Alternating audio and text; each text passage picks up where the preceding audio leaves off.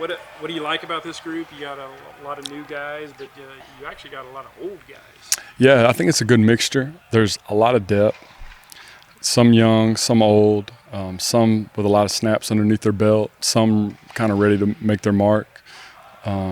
There's guys that have a skill set of playing around the box, and they're a really good feel for the game of football, good blitzers. And then there's some guys in the back end that are rangy, can go attack the ball. And then there's some guys that are really good in the slot. So each guy is kind of unique, but it's the most depth we've had at this position in a really long time. So it's good. I mean, how do you manage that? Is it simply passing downs, this package? Like, how do you straighten that all out? It's interesting that you asked. We've talked a lot about it as a staff, and then even some openly as a group that we're playing more DBs than we have in the past, and what could that look like in the fall? I don't know. Maybe more guys are on the field and nickel personnel when we only have 3 of them on the field. Maybe we're in sub personnel packages and playing with 4 DBs more often than not. But we definitely want to utilize their skill set for sure. I mean, there's some guys that could probably stay on the field versus 12 personnel teams. And so those are some things that in the past we haven't been able to do. We've been penciled in being in this personnel or that personnel because of the versatility and some different guys that are kind of Swiss Army knives. It gives us the ability to be creative on defense. How big was getting a guy like Devin Turner here to? Really good, man. A guy that's played, over 1,000 snaps in his career. He's been a Big Ten All-Conference guy. He's made plays in big football games. He's been on winning teams. He's been through rough situations, so he's kind of experienced it all. But to get a guy like that's got leadership experience too. Very, very smart. I mean, graduated in 3 years. Really good communicator in the back end. So I think he's one I'm really excited about. And then same with Tyler. You said you've been recruiting him since sophomore year of high school. Like, yeah. What's your relationship with him? And is it good to finally be on the same field with him? Yeah. So Tyler, we recruited here at Baylor, offered him after his sophomore season. He once committed to Baylor, and then I went up to Oregon. I did not tamper, I promise. All right. And so he had decommitted at one point in time. I think was considering Oklahoma, and we signed him at Oregon, and got a chance to work with him. He graduated early, another smart dude, and came up there for bowl prep and practiced with us about 6-7 times before the Holiday Bowl.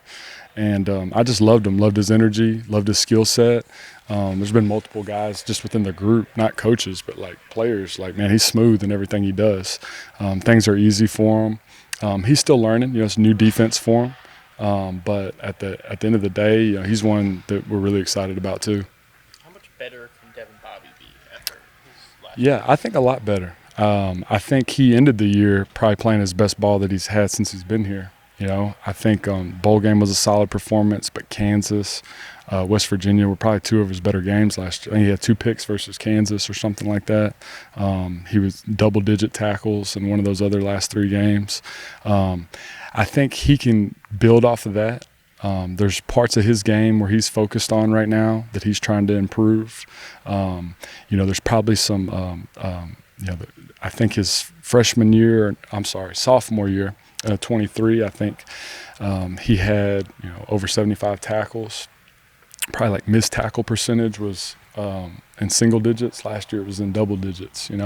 So we've really kind of attacked some of that stuff. Pass scrimmage that we had. I mean, he had some really good open field tackles. He's really taken pride in hey, I'm in one-on-one situations, I'm getting guys down, and so that's really cool to see that he's attacking that part of his game. Just the back end as a whole, how much better can they be? I mean, cornerbacks have to be better too. Yeah. How much better can that group be as a whole? I think they're already better than last year.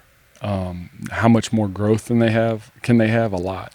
You look at just in the guys that rep the 1s and 2s today. There's about 4 new guys in there, but this is like their first 14 practices of being in this defense. And so I think reinstalling things in the summertime, getting to go through workouts in the summertime, then going to fall camp, reinstalling again. I think the way college football is set up right now and how much time we have with them, I mean, by the time we get to August camp, there should be a feel like, hey, these are second-year players almost. And so I think there's a lot of room for growth with them. It's a group that's really competitive. They're competitive within, the group, but they're competitive against the offense too. And so I think the sky's the limit for this group. I really do. How is Carl doing health-wise? I saw him back here last couple practices. And where does he fit in kind of the defensive back scheme of things? Yeah, Carl's maybe one of the most, intentional guys of the group. Stays locked in, always focused. But he's also extremely versatile. He's a guy that's played corner for us here at Baylor. He's played nickel for us here at Baylor. He's played safety for us here at Baylor. And that's cool, that he's done all those things, but you want to kind of be a master, right, of something, not just be a jack of all trades.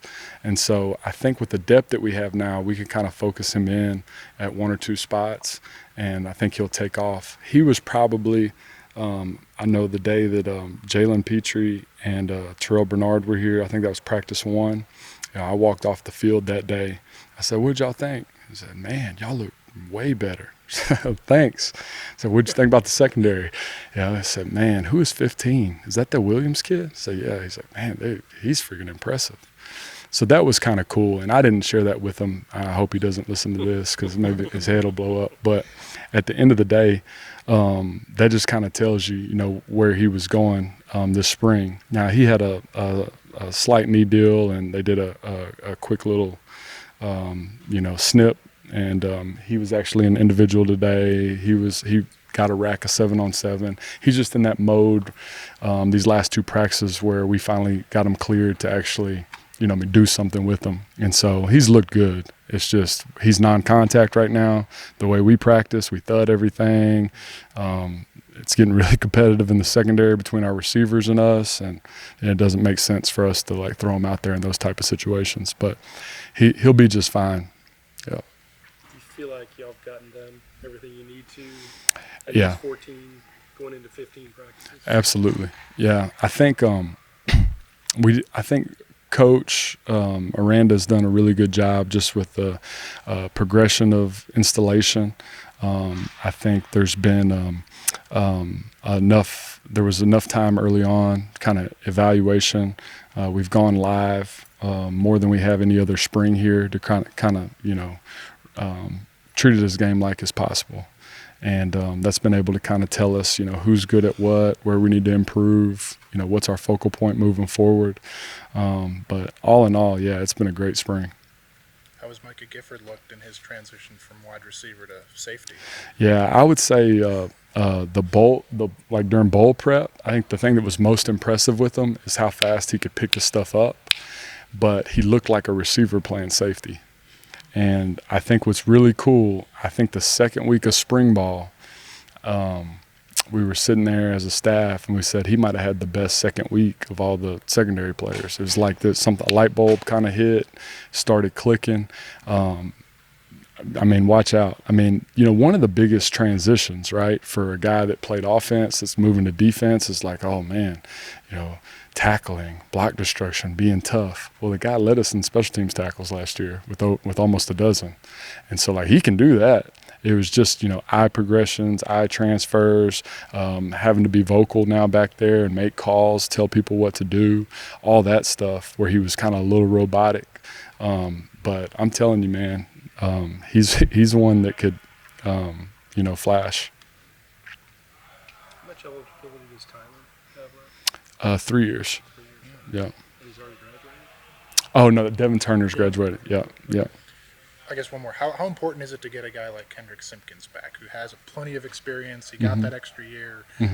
How important is he to that group? Really big. I think a lot of the leadership within the group kind of comes from the 2 Devins and Kendrick, and so I think the role that he plays, I think he made his mark, right, being being a blitzer, being an active guy around the box. And the one area in his game where he's probably improved the most is in coverage.